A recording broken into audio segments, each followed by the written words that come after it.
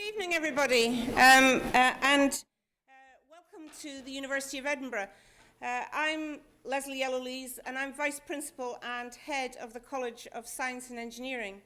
And it's my very great pleasure to welcome tonight's very prestigious speaker here for us today to talk on International Women's Day. So we're here to celebrate International Women's Day. And that's on Sunday, the 8th of March, so we're being a little premature.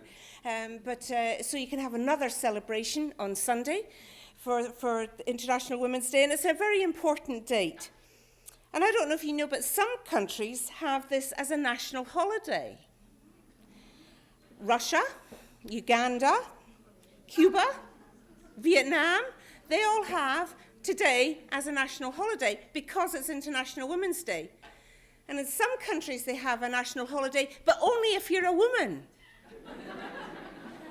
China, Madagascar, and Macedonia are countries that just have today as a national holiday because it's International Women's Day. And I was just thinking, that would be quite nice, wouldn't it? You know, because then you could just go and do your own thing. Wouldn't have to worry about anybody.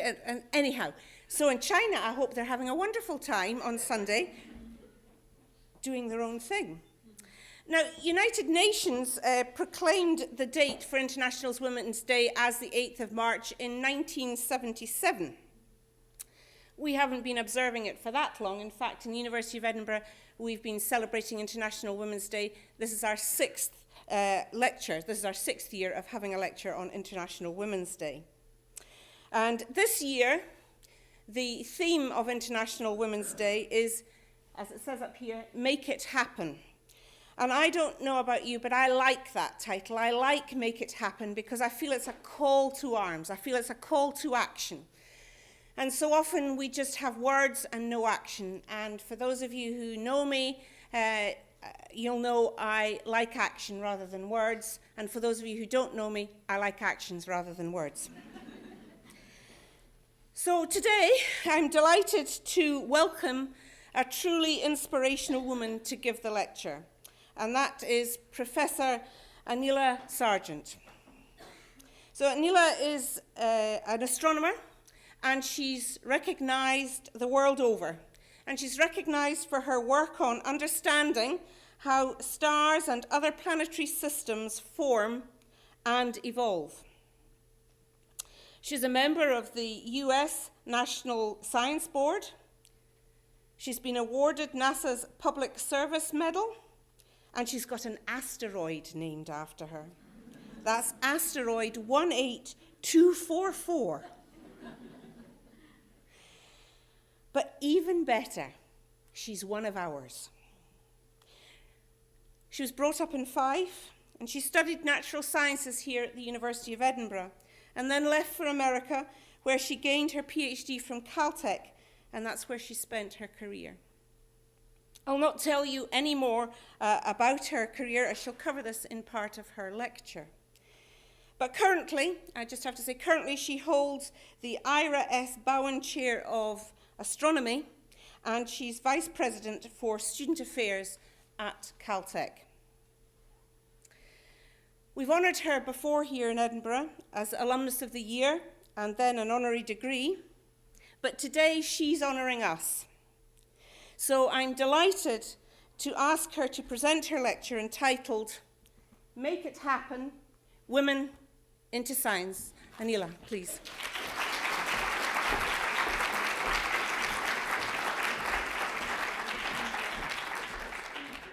It's a real pleasure, and it is still an honor for me to be asked to come back to Edinburgh. There's nothing like being a prophet recognized in one's own country to some extent or another.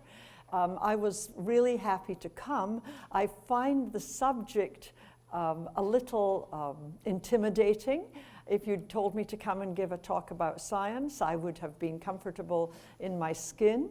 I feel that there are things that we need to do as women, and indeed make it happen, but I'm not sure if the form of this meeting, you're there now, good, thank you. I'm not sure if the form of this talk, it will help you. But I've been asked to actually talk about how we might make make it happen for women based on my own career and the obstacles I've faced and how I have overcome them if I have, and how I haven't if I haven't. But basically, I think that there are some, what shall I say, not recommendations. I wouldn't be so showy-offy in Scotland as to say that. But I have, of course, thought about the subject a great deal. It's very close to my heart. As Vice President for Student Affairs at Caltech, we're terribly conscious of the fraction, not just of women, but of underrepresented minorities, both economic and ethnic, that we need to give equal opportunity in education and careers too. And with that, I'm actually going to take a more scientific approach to make it happen and ask, as we might do in any scientific experiment, what has happened to date, what should happen, and how can we make it happen? And that's what I'll begin with, and then I will go on and talk to you about how it happened for me. So let me begin by these graphs, which are, I hope you can see, but the most important things I want you to notice is that overall, the fraction of women getting bachelor's degrees in the United States, and the numbers are rising similarly in the UK, has been gradually growing up since the 1960s. You can see, however, that around about here, we're getting between 50 and 60% of the bachelor's degrees. Women are interested in science. But notice, and this is what our real problem is in the world in many respects, is that the percentage of PhDs earned by women, again in a variety of science fields, is in fact not anywhere near the percentage that actually get science degrees. So in fact, we're losing a significant fraction of women, even between bachelor's degrees and PhDs, and this is going on, this is for academia. But similar things happen in the technical world, in industry, that sometimes women at this point don't move on in the same way as men. There's attrition, and indeed, what we call this the pipeline. If you went on further and looked how many women make it to the next level of academia or industry, and what fraction of women are leaders, you would find the numbers dropping all the time. And that doesn't seem a tremendously good idea. Something is happening. We are educating women, and what is happening to them? So there are continual losses that we worry about. Now, we're still lagging behind, and the question is why? And there have been many hypotheses to do with this, but recently there have been a significant number of studies that say that we're not lagging behind because of a lack of ability, of interest, or of effort. I'm not going to list all the studies. If some of you would like afterwards to have some of these references, I'm happy. I'm just going to make some sweeping statements, but I do have background. It's not due to family issues. Women with children, women who are married, do not do any differently really from men who are married and have children, or women who are not married, all the usual options that you might have. It's not conscious discrimination, usually, or overt prejudice anymore. People don't tend to say, we won't do this for women, we won't do this for, rather than do this for men. In fact, there's a recent study by the United States National Research Council, which called Beyond Bias and Barriers, which discusses all these topics in depth and still wonders why we are lagging behind. Virginia Valian, in her book, Why So Slow, which discusses the progress of women, suggests it's due to something called gender schemas. That's kind of a buzzword. So let me just tell you what it basically means is that for one reason or another, we have often subconsciously lower expectations for women. And that's not a very good thing to happen. And it starts early. I'm going to show you a little cartoon here from a 6-year-old girl who was asked to show what girls like to do, they like to read, and what boys like to do or are good at. They like to do math. This is a prejudice that has entered into this little girl's head, and it is not unusual, at the age of 6. So you can see that we all grow up, if we're women, with sort of prejudices that are probably not particularly helpful to us. So we have to overcome these, and people who hire us, be they men or women, and women hiring have just the same kind of reputations in many cases as men. These all have to be overcome. So what else do we have when we're lagging behind? We have this uneven, this unconscious almost evaluation of what women can and cannot do. And the bottom line is that because of these lower expectations and the lower evaluations, women come into their careers facing from themselves, from other people, from senior people in their field, and I do not say from men in their field. Please notice that there are many men who are really helpful, many women who are not very helpful. There's an accumulation of disadvantages which all of us have to overcome. Now, I'm sure everyone has some kind of disadvantage in their life, and some of us overcome and some don't, but these are statistically significant evaluations, disadvantages for, obviously, half the world. So why do we need a diverse force, we might ask? Is it really important? Well, the fact is we now accept that education is a right for everyone. So if we educate girls and we educate them through university, as we see we do, what is the point of doing this if we're not going to act in fairness and justice in the same way about careers? That's an obvious statement to make. In addition, to be quite self-serving, the general health of our workforce really needs the presence of a diverse work body, because exclusion limits progress. Somebody's idea is not being heard if you are excluding someone. In addition, broadening participation across a diverse population often brings to the table a different set of ideas, a different outlook. Different questions are asked in trying to solve a problem, and that could possibly actually make all the difference in the world. I have a colleague right now who is a very distinguished chemist. She's won the Draper Prize in the United States. One of her colleagues said to me, what she's done is what people said could not be done. So here is a woman who is successful, and the one thing I would say she has is, and I will come back to this theme over and over again, is objective, not overblown confidence in her own ideas and in how much she thinks she can do. And by attacking a problem, and this is a fairly generalized statement, by attacking a problem in a way that people have thought of conventionally as being probably not worthwhile, she has actually made enormous progress to the point of doing very well. But in addition, we really do need, in today's society, if we just talk about women in society and ethnic minorities and economic minorities in society, we really need a scientifically and technically literate, that's hard to say these L's all at once, a technically literate workforce. How can we handle all of these wonderful gears, the lot of little electronics that we play with that we think are part of our daily life, if we are not aware of both the good and bad of these? It's almost an ethical question of these things. So these are the things that I would say we're worried about in the background. And having said that, what steps might we take to success? Now, I have a very good friend who is enormously influential in the progress of women in physics.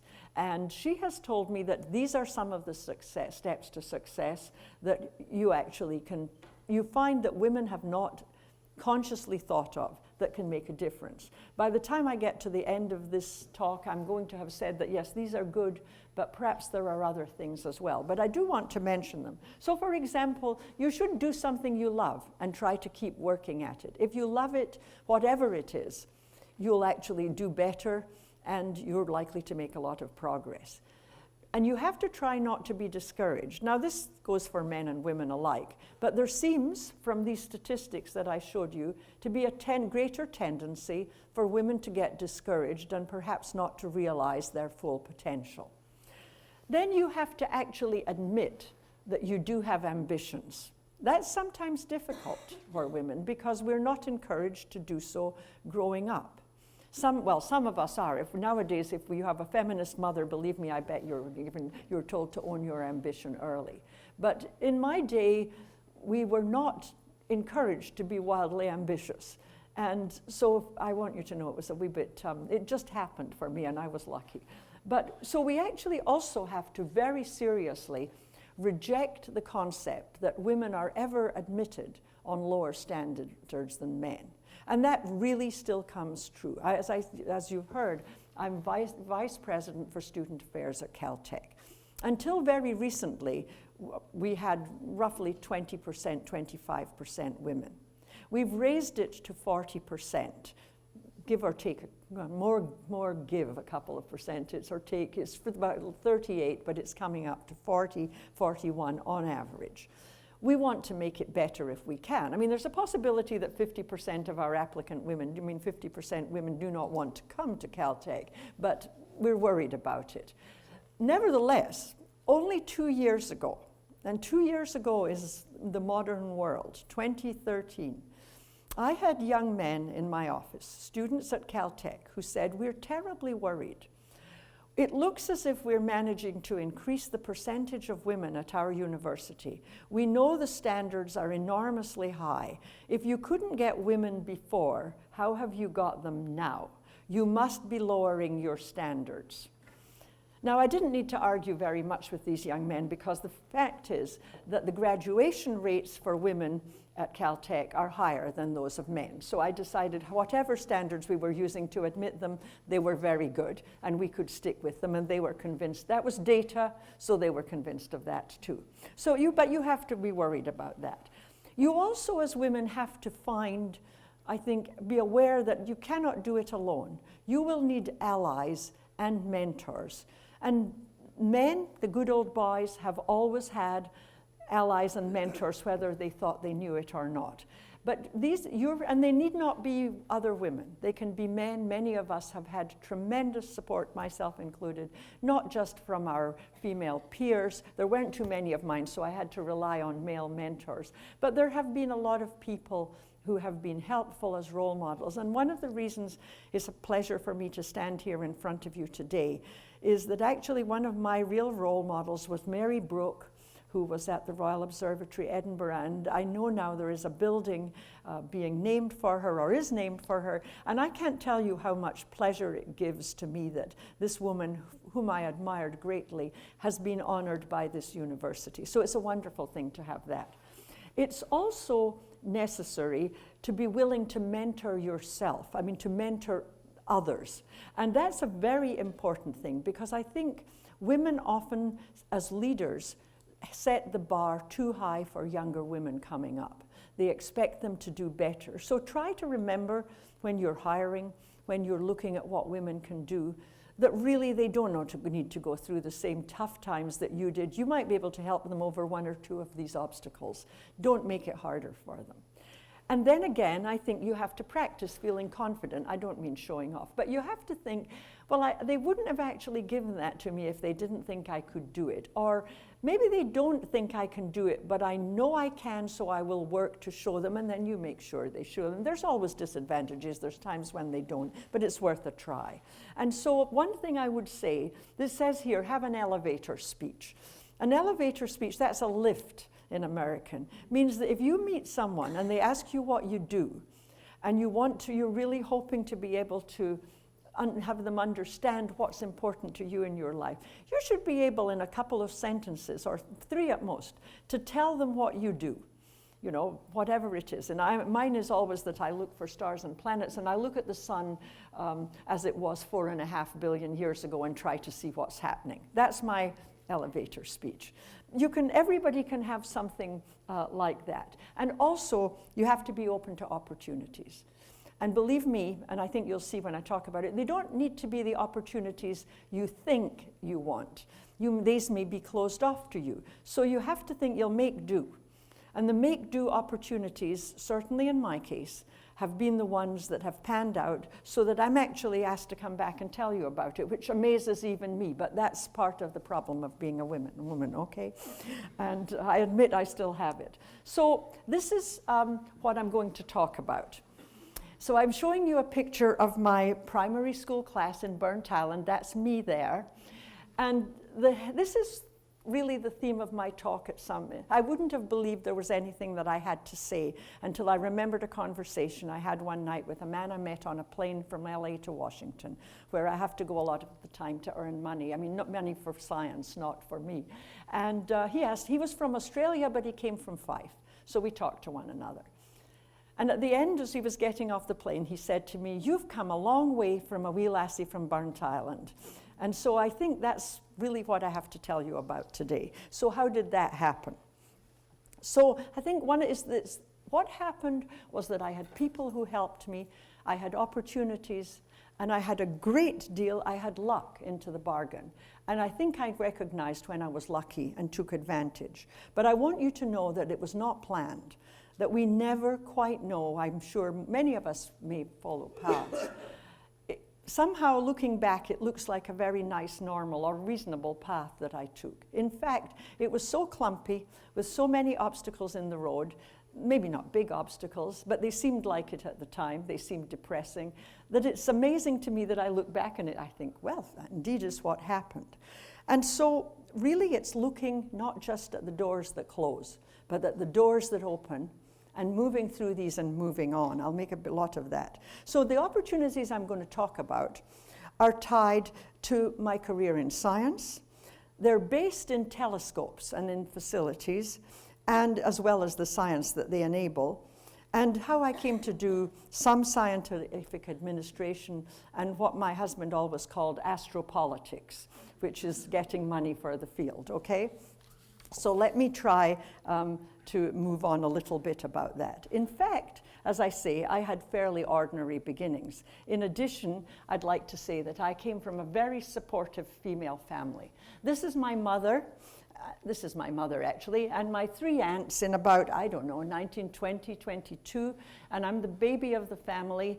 And the truth is, they were all very strong, very intelligent, really lively women who didn't have careers. And I think it showed because they really pushed all the rest of it, especially their daughters. And I think my mother was possibly most happy. She looked in this photograph when she was a WVS nurse before I was born. This is taken in the Women's Voluntary Service in World War II. She kind of found a focus. Now, I, as a result, had a fairly normal upbringing where I was in Isa Duncan's Kinderspiel, as you can see, and rode my bicycle along Burntisland High Street with all those photographers where people went on their vacations, and you're probably all too young to remember this, but there were times when there were photographers out there. I think I see people in the audience who will remember, who took everybody's photographs so you could have a photograph of your holidays. We didn't have iPhones. And finally, I wanted to put in one picture, because this was really a defining moment in my life. This is a little boy who was growing up in the north of England and who in fact changed the course of my life, and that was possibly luck, okay? And so going on from there, I just want you to remind me that this was where, to remind you that this was where it started, was in Burntisland Primary School. I went on to Kirkcaldy High School. I was really lucky. It was a big school. It had terrific teachers. I was taught chemistry by chemistry majors.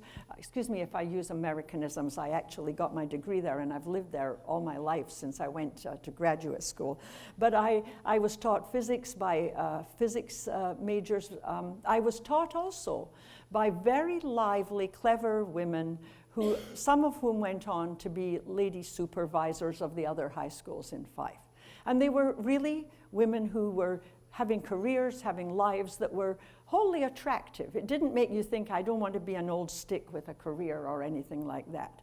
This was bad luck and good luck for me, but it turns out, of course, there were so many of these women who taught in our schools after World War II who would otherwise have been home having families. And they were pretty and attractive, but they were there for us, and it made a huge difference.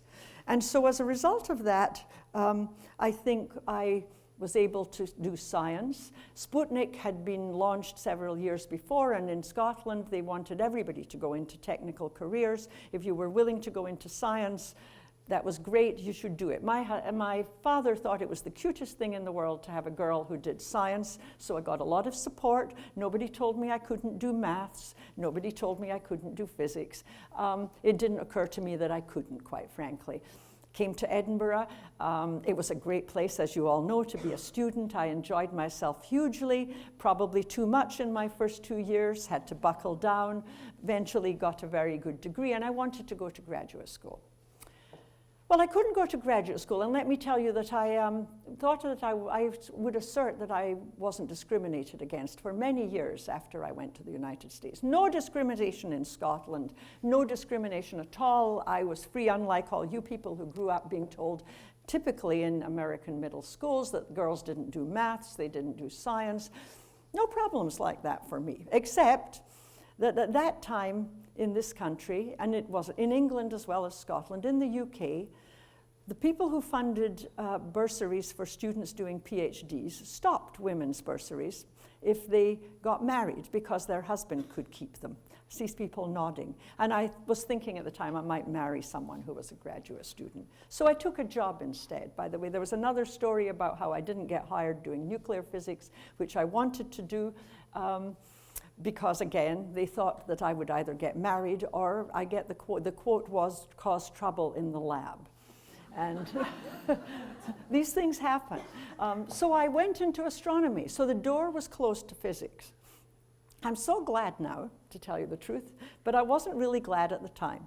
I went to do astronomy at the Royal Greenwich Observatory, and I met my husband-to-be. I've showed you a picture. And I guess I made a great deal of fuss about wanting to go to graduate school. And he said, well, I'm not happy here either. He had been in the United States. And he said, well, I've got offers of assistant professorships in the United States. Why don't you apply to these places for graduate school? So I think that was my marriage proposal. And that's what happened. So I went there.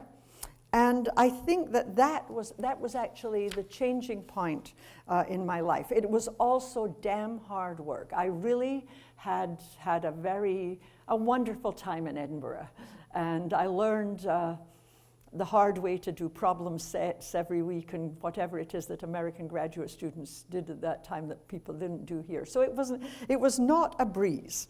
But it was fun, and I'll show you some pictures. So here I met my husband, we got married, we went to Caltech, and this is my husband outside the dome of the Palomar 200-inch telescope. They were doing, one of these movies they do for television. Here I am actually at Palomar with him, and then I want to tell you this is what happened. This was not an accident, okay? This was totally conscious, and it was because I was scared. I had a great time. I had a great time in Edinburgh. I had a great time, and I went to graduate school, and for the first time in my life, I really, really, really was not shining, couldn't do the work. It was really difficult. And I decided, because most of the people I knew were my husband's friends, that I really wasn't the standard to do a PhD. And I quit. And I had 2 children. And I love them dearly. And they grew up quite normal. And so, but on the other hand, I actually worked in the department as a research assistant. And so I saw a number of people going by, graduate students daily, and I finally thought, I'm as good as some of them. And I also discovered that motherhood was really hard, and that really graduate school would be much easier than staying home with kids. And I think that that's the case. So I went back to graduate school, and they very kindly let me back. And I would say that that's another piece of luck, opportunity in this country. I think it's very hard to chop and change your career in this way. But I was able to do that, and I was lucky to do it. And so, as a result, you see me now in this photograph down at the end at a conference. That's me there here at a conference in Ensenada, Mexico, on star formation, and with a lot of other students and postdocs from Caltech who also studied star formation. And I would say that, of course, you can see a mixture of men and women there. They were my colleagues. We were having a great time because it was a cantina.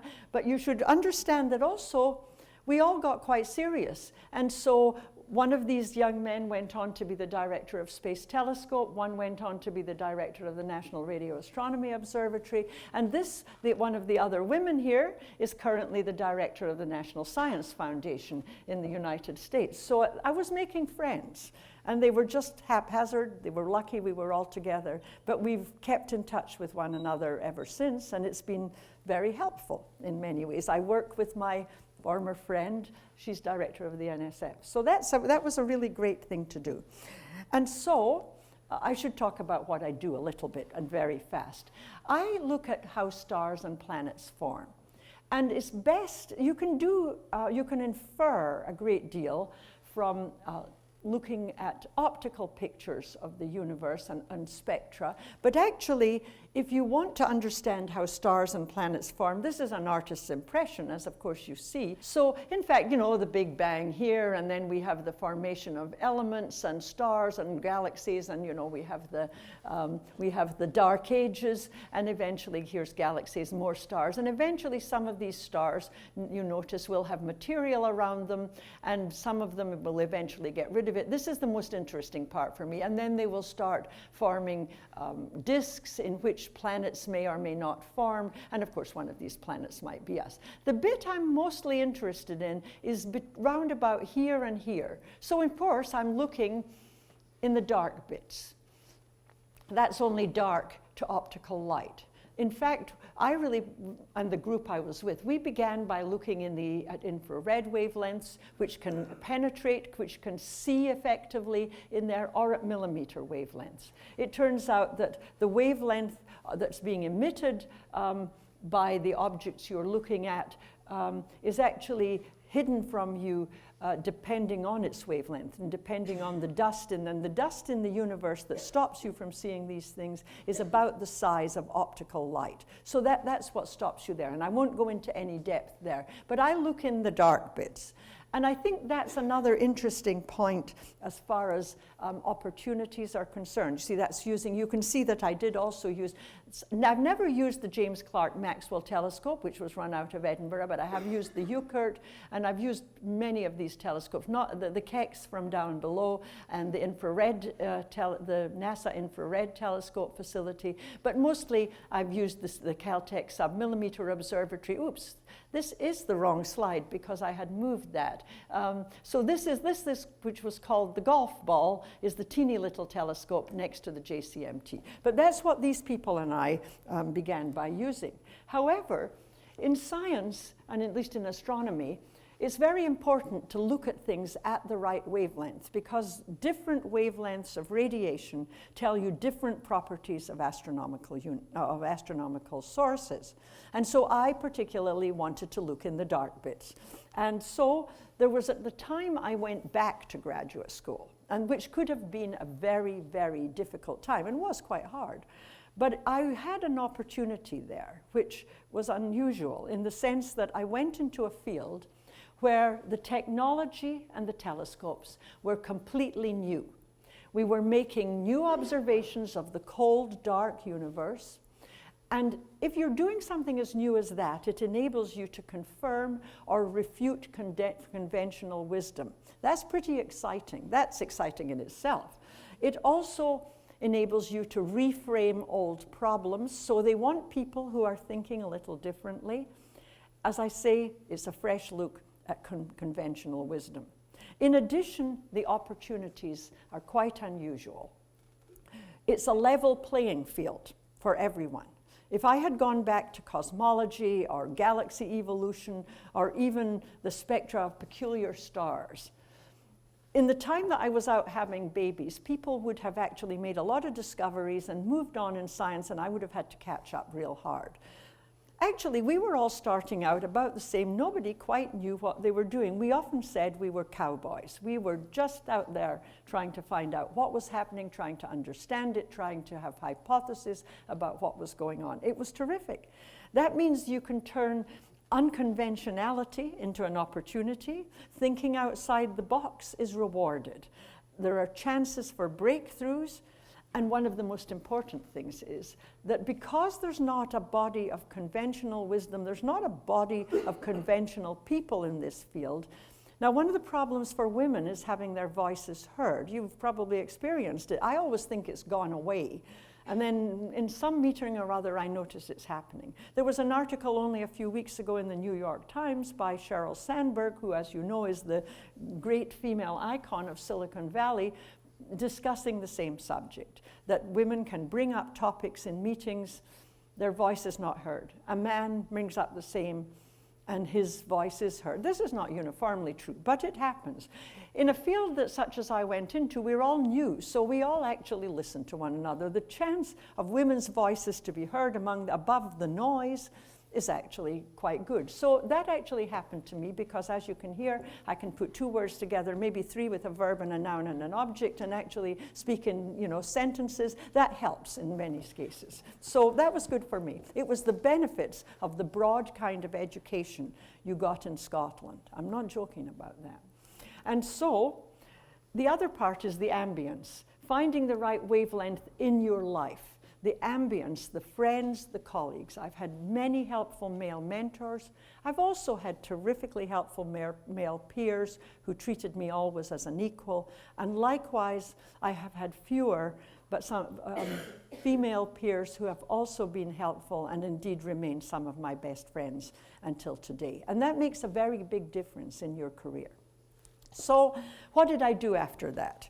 I actually went on eventually because I wanted to work at millimeter wavelengths, and working at the CSO or even the GCMT didn't enable me to see the small detail in the disks that surround stars like our sun was 4.5 billion years ago in any detail, and see if there were rooms for gaps that might be caused by planets or the dynamics or whatever it was I wanted to find out.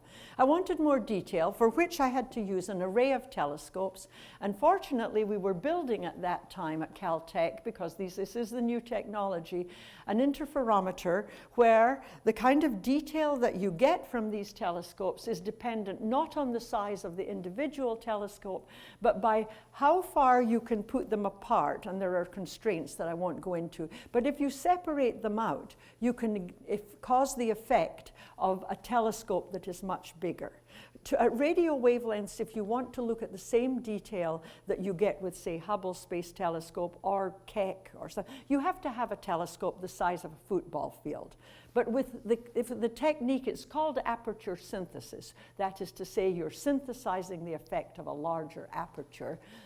We can use this technique. So while I was, when I went back to Caltech, and where I was a postdoc and where I worked through the research ranks, we were building these telescopes, and I ended up being the associate director of this facility for a number of years. And then I became director, and I, of course, by that time was not getting any more detail than I wanted, and I wanted more. So we combined the Owens Valley telescopes with something called the BIMA, these smaller telescopes. This was an array that was in Northern California, built by Berkeley, Illinois, and Maryland, and we got a much better system to work with. Now, I want to tell you again that this was a place where I was not without problems. The problems involved becoming a full professor, becoming a faculty member. That's very difficult often for women, because that's really the criteria. That is where you pass through, either you pass through tenure, which is a difficult and complicated and stressful process, and you have to put yourself out there. Or like me, you're on the research ladder, and they have to decide whether to promote you or not. And so, as a result, I frequently during these years announced I was leaving Caltech. I got other job offers, and in fact, they always matched them, and things went on. And things went, as you can see, well for me. But I think my point is here. You have to be very brave, very courageous. You have to say, you have to be confident enough, even if you're scared stiff inside, to say, I can have another job, and you can go and get another job offer. It means putting yourself out there, which we don't like doing, but it's one of the things that can help you.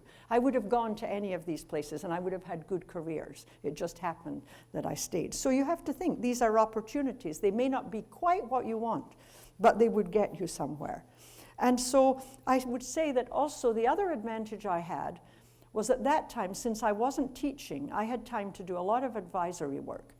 So I actually got to know a great deal about the funding of science through NASA Space Science Advisory Committee, which I chaired, so that, through other advisory committees to the government. I learned a very great deal about this, so that when the time came, and I really became director of the observatory and professor, I actually brought considerably more to the table than I had if I had stayed at Caltech, or at least something different. And that sometimes is what people are looking for. So I had an outside view as well as an inside view.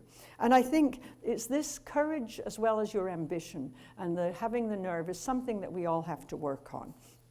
I think that there are probably other reasons. But the truth is it came up for me. People did say, can a woman be a director of an observatory? That was a question. Well, I guess I could. I was that for 11 years. And, at that point, I actually was a bit, I will tell you, I was getting a bit tired, and I was asked to take over as Vice President for Student Affairs. Now, meanwhile, I was doing science, I might add, with my postdocs and graduate students, and we'd actually even built CARMA Plus. The University of Chicago had joined us. So you can see my life was expanding in a whole lot of ways, both scientifically, both in terms of the telescopes that we were having constructed. And I have to tell you that for a wee lassie from Burntown to be building telescopes in California was the most outrageous thing that I ever thought that I could have done, and I certainly couldn't have imagined doing it when I was little. So there was a lot to be said. And I'm moving on very quickly. So this represents the next stage of my life. These are students at Caltech. This is what it looks like on our campus. I am not kidding you. These are the halls of residence of many of them, and this is one of the days when they have, some festival or other that they're all sitting outside. I often talked about it, and the subtitle here says, "Telescopes Don't Talk Back." And that's what I discovered. Managing them was very different from the telescopes, but it is tremendously exciting. And so, in fact, I actually it has brought me a lot of fun in all of this. So what I wanted to show you in particular was that part of the fun was that because of the Science Board, I get to travel and see some of the facilities that NSF has, and this is Antarctica. This is the shore of the Ross Sea. But most important to me was that around this time, as you've heard, I got an honorary degree. Now, since I now have to march in all sorts of processions as a vice president, it's really bliss for me to have a better gown than everybody else. So I thought that you would just like to see that I'm really proud of Edinburgh, and it flashes up there, 3 or 4 times a year. And so, having said that, of course, I'm always networking, and it was with penguins at that point. This is an adolescent emperor. And but at the same time, there were other things going on. Now, I told you that I worked on star and planet formation, and I'm going through this very quickly. My colleague and I, one of the ones that you saw in that photograph, had a thesis or a hypothesis about an object a long time ago, 85, that we thought it was going to form planets eventually. It was a planet-forming star. And we put this out, and we said the gas was rotating in various ways, and we put it out there in a paper, and it stood for about 10 years when somebody else said, rubbish, that gas is falling in and bits of it are falling out. Well, we tried to work on it, me and my students, with more and more detail, as you saw, and we never did actually manage. We kept saying there's something wrong here. So, of course, at the same time, we were trying to build an even bigger array. So based on the results of the kind of things I showed you earlier, and of course in Europe with similar arrays, the United States, North America, Europe and Japan, and of course as part of ESO, you're part of this, there's a big array of telescopes, now 64 of them, not the 23 that we have, above the Atacama Desert in Chile, called the Atacama Large Millimeter Array. And that was the imagined array. This is the site on Cerro Chayantor. You can see it looks like the moon practically. Well, there's not such big mountains on the moon, but it's really remarkable. And the site is actually in here. And of course, you can see that this is what the telescopes look like, and there is what we have today. Today, we actually have about 45 telescopes on site, and the first new results are, you probably hit the papers yesterday or today, maybe early next week. So 30 years have gone by, and I think I've had the confidence to believe that I did the right thing 30 years ago, and maybe it didn't get the right observations, but I can't tell you how good it feels to be vindicated in this way. It brings it all together. You have to wait a long time sometimes for the results, but it's often worth it. And I think that's the end of my story, really. It brings it together, and this brings it together. I managed, I think it's important to tell you, to have a great family life along with this. I had 2 daughters, and to my horror, I now have 4 grandsons, and I don't know what to do with them. And now I want to talk to you about what I think brings it all together for us. And that is, I think you have to have confidence. It's hard to do it, but do try, because you have to have enough to take risks and to forge ahead with informed ideas and informed vision. That's really important.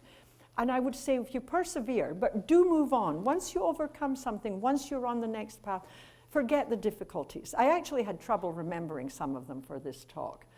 In addition, I think it's very important when we become leaders to remember to actually use your position to mentor and help other people, because that's your future. And that's what you need to do, and for women and also obviously for minorities as well. I think it's important for everyone to learn about bias. We all have unconscious bias. The NRC report, which was called Bias, will tell us something about it. But I'd suggest if you go online, you can find that I know it's at .harvard.edu, I could probably give you the website eventually. There is a gender equity test that you can all do that tests how you actually react to the situations where gender balance comes up. And I think those of us who have taken it have all been humbled by what the remaining subconscious bias that we all actually have. We probably overcome most of it daily, but there's something we have to watch. In addition, we have to improve our job searches. I don't really know how you do your job searches in Edinburgh, but I can tell you in our universities we need to improve them. We need to have not just women on the search committees, but people need to understand that you don't sit around and wait for all the candidates you want. If we wanted to get the best women at Caltech and the best, the more diverse thing, we go out and look for them and then actually make the offers. And lots of people do, but that's not always the way. It's also important, and this is probably the bottom line, one of the bottom line messages, to equate diversity not with lower standards, as some want to do, but with excellence, because really that's what it's all about. That if all of us contribute, everything will be better. And so I'd like to say, my message is, keep making it happen at every stage of your career, and you can always play a role and actually do something. So thank you for listening. I know that I had opportunities. I know I had a heck of a lot of luck, but I'm sure that it can happen for a lot of people too. So thank you very much.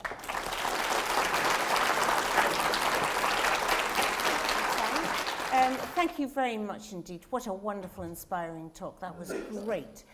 Questions? Or points or anything?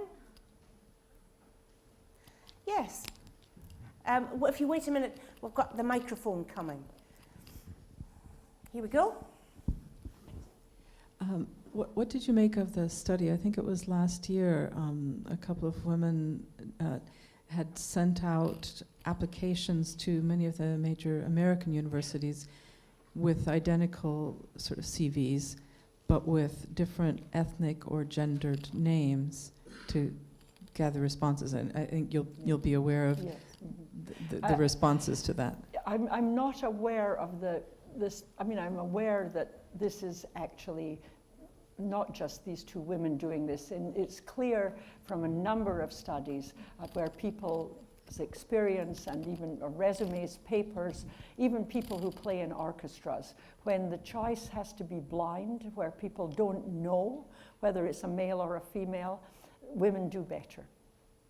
And that's just not just in job applications. There's a Swedish study on how peer review is run. I would have mentioned it, but I went through it too quickly. So when when papers or proposals are submitted, if they're read blind with the names obscured, women tend to do better. And likewise, when people audition for orchestras if they put up a screen so that you don't know if it's a male or a female playing the violin or the oboe. Women tend to do better. So it exists. This is actually discussed in the NRC report. Not the individual case, but I can't say that, I'm not going to fall off the stage in surprise, okay? But it is depressing, isn't it? It's very depressing because, you know, I mean, I keep thinking, well, you know, I'm in the sort of dark ages and it should be over by now. But we need to keep making it happen. We do. Yeah. Anybody else have a comment they'd like to make? Yes, Jane. Oh, come down. Thanks, that was a great lecture. What else can universities do to help young women stay in science? I mean, we've got some interventions at school, and we've got a lot of interventions about women who are later on in their careers. Do you think we do enough for female students who are studying science at the moment? I think people are trying harder. We all have women's centres, diversity centres. We are all conscious of a lot of what is going on. I think people talk about it much more. But however, I would say that I can only talk about what I know in the United States, and I know there are quite serious efforts. I think there are serious efforts here, but I think what one brings to it, I mean, it depends honestly on where you are. You could be in a set time where some women don't want to go. I mean, we have colleagues who won't go to women's meetings. No, I don't mean even women's meetings about getting something better for women. I mean, we have so few women in my division at Caltech, it's physics, math, and astronomy, that we can actually have all of them over for a reception, all of them in the university. And now that's because we have a small number.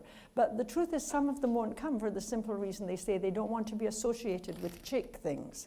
Now, you know, if they don't want to come for some reason, that's fine. But if you're coming because you don't think it's you, that seems a little silly. So I think there are resources. I think some people aren't using them. And I think that but that's the case of early education. We maybe need to get to little girls of 6 sooner. I don't know quite what to say to that, except that people are trying. Right up the back. You'll be ready for your tea, you know, when you're finished. I think the point you made about maternity leave was quite a good one, having just coming back off maternity leave myself. I think just a point I wanted to make was the biological sciences do move really fast and it is hard to catch up, but I've been quite surprised at the support I've received when I've asked for it. And it was nerve-wracking to ask for support, but there is a lot of support, particularly within the university as well. Again, being a new member of staff, I'm quite surprised at the level of support that's there. So while it is a bit scary and you feel like you might be kind of singling yourself out or kind of making excuses, there is support there and it will come if you ask for it. Well, I'm really glad to hear you say that. I mean, that's very encouraging. I actually heard something similar from a young woman physics student who was also having a baby at Caltech. And I think some places are very good about it. But someone had to tell her that there were these resources. So I think maybe we're just not advertising more, I don't know, but I'm glad that it's there. And it does make a huge difference. And believe me, I did my PhD with 2 kids, so you can do it. Yep. I think as well, especially in the sciences, you kind of feel that you don't want your male colleagues or other colleagues to think that you're lagging behind and, you're taking this 6 months or whatever period away and just, ladies foot lunch and stuff like that. Yeah. But well, actually, maybe, I think that in a way, if you can find any other women in your situation, it's good to have support groups. Yeah, and I was really surprised actually that I got an email from somebody I haven't met at work yet who informed me that there is a mentorship programme within the University of Edinburgh for women in science, but there's also a mentorship programme for women who have recently, in the last 5 years, come off maternity leave and can help you through that process of coming back to work. So coming from an institution where there was none of that, it was a big surprise, and it is out there. Look as if you're doing the right thing. Well, thank you, and it's very heartwarming to hear that. I think my concern, however, is that it's almost serendipitous that you find out about it. And I think somehow we've got to make sure that there's it's obvious and that the support is there and people know about it, and that you don't have to feel anxious about asking for it, that it's offered more readily. And I think that's one of the things I'll take from this meeting is to see how it is we can make it more obvious. But thank you for saying that. Yes, certainly, sir. Can you just wait for the microphone, please? Thank you.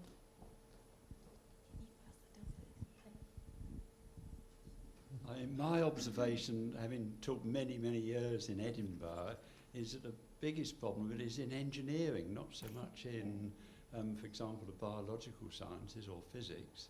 It's subjects like, for example, mechanical engineering, where you get very, very few students. Indeed. Very few female students. Yeah, very few female students. Actually, I think that possibly depends where you are.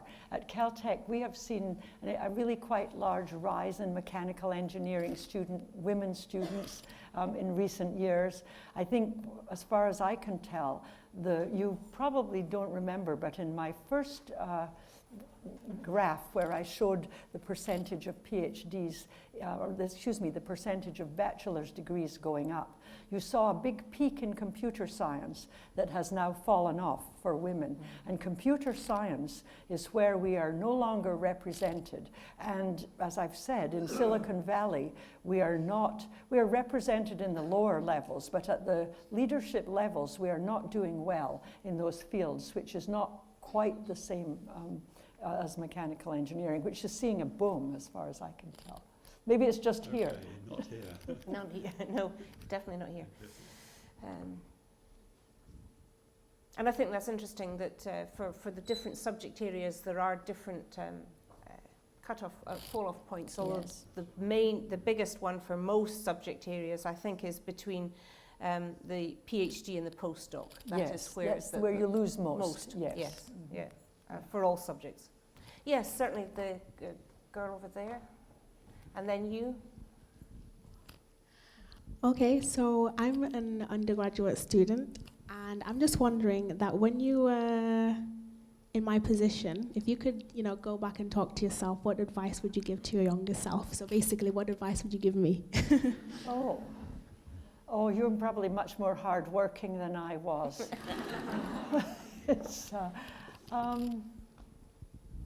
What would I say?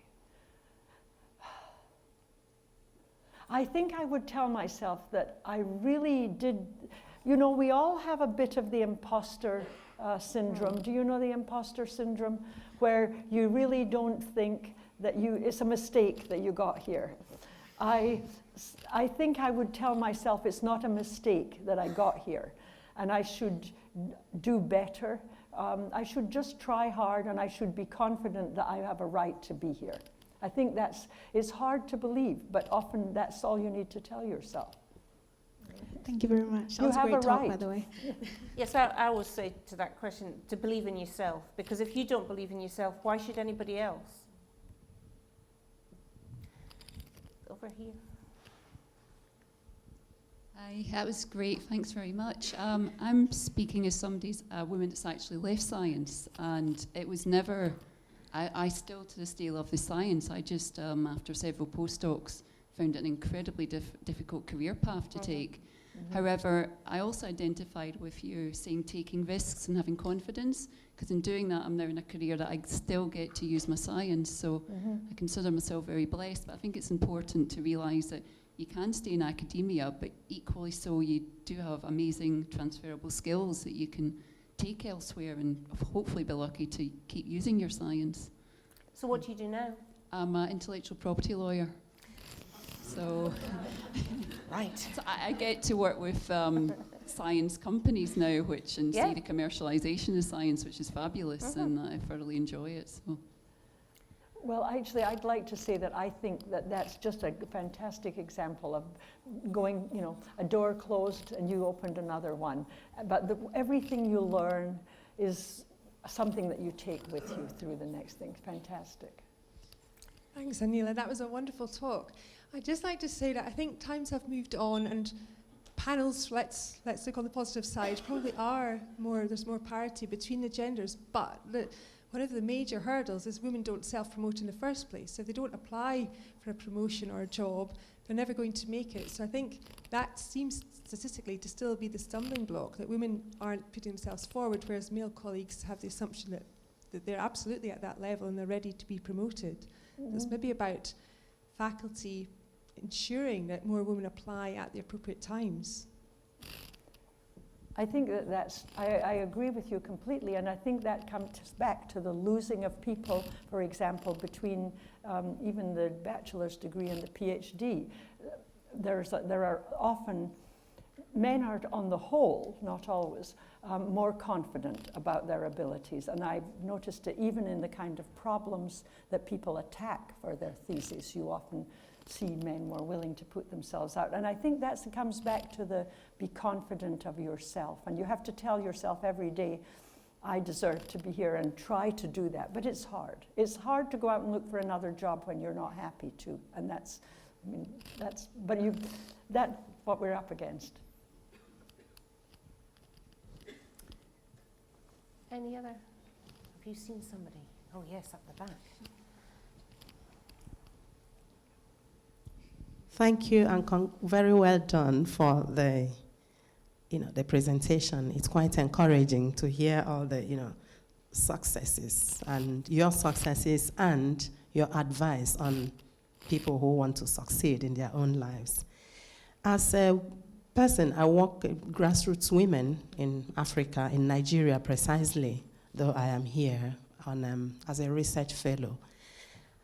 What would you say to a bunch of women who live in an environment, in a society where they have the confidence, they have the ambition, they have the vision, they really want to make a change, but the culture and the tradition and the opportunities where they live and operate in are not encouraging for them to, maybe they have little education and their mothers and parents, and they want their children to actually embrace education and do better. And you are working with them, for instance. It's not just enough to give them all the pep talks about be confident and all of that. What would you advise me as somebody who works with such women who are very powerful and they want to make a change and a difference in their circumstances and in the society? What would be your advice to them, or to me actually, on how to move on with them and encourage them to work within the little limited resources that they have and make some policy changes, for instance, yet you're not in politics and you don't know how to go about it? Well, your question is very humbling, because I can only imagine what you're talking about and how difficult it is. I don't think that the advice I would give you is actually, I know that there are for example, in astronomy and in physics in particular, there are international meetings of women from all over the world, where if you can be part of that, I'm sure there are in most professional fields. As I understand it, they would give you some support for how you might treat your individual problem. Other people are having similar problems. I think the fact that you want to help these women is an enormous step forward, that people like you will go back and care, or will come and care, makes a huge difference. I think to ignore it is the worst thing possible. And so what you are doing, by being conscious of it, by trying to talk to other people who may have solutions, is probably the most helpful thing that you can do. And I think that to be there for them is enormous, but obviously, I think it's not going to happen overnight. I have to say, I showed you in a much easier society, I showed you my mother and her sisters. It was 100 years ago. But that's a long time before we get to a stage where women are actually going out and making a career for themselves. And it was not, of course, as hard for them. So maybe things will move faster. I hope so in modern society. But I think all it takes is but it will take a lot of encouragement from other people, men and women. And I hope that you have a lot of success. I mean, I really, really do. I don't know if you have better advice. No, I think it's about many things. It's about culture change. All these things are, but I think things that we take for granted here, for example, that we have electricity so that we can study at night, for example, that aren't available, as I understand. There's, and we take for granted that we have books and pens and things like that. So I think it's all about raising the whole infrastructure. I mean, it's about changing everything, isn't it? And so I think it requires people like yourself to come to things like this to make us aware, and for us then to do what little we can. But it's very much to be able to support you, because you know what they. I mean, what they need. We don't even know what we could do at the moment. So you need to tell us. I mean, or us in a very global sense. Yeah, you're a great ambassador. So I think humble's a great word, and I feel completely ineffectual. Yes, I do too.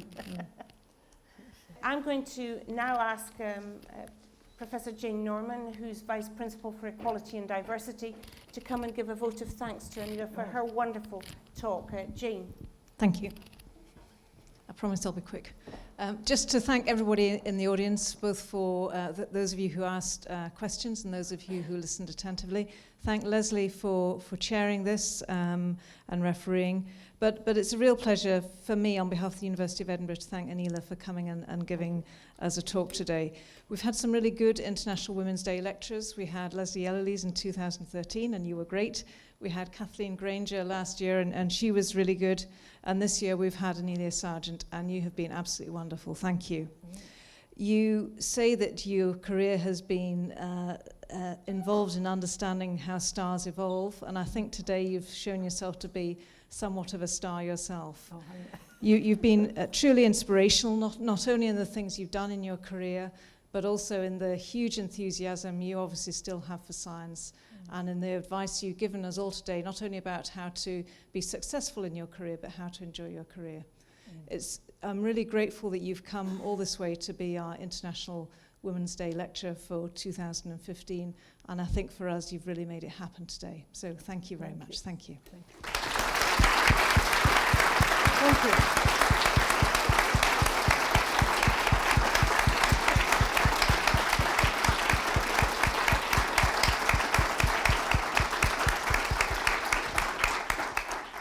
So thank you, everybody, and happy International Women's Day on Sunday. Use it wisely. Thank you.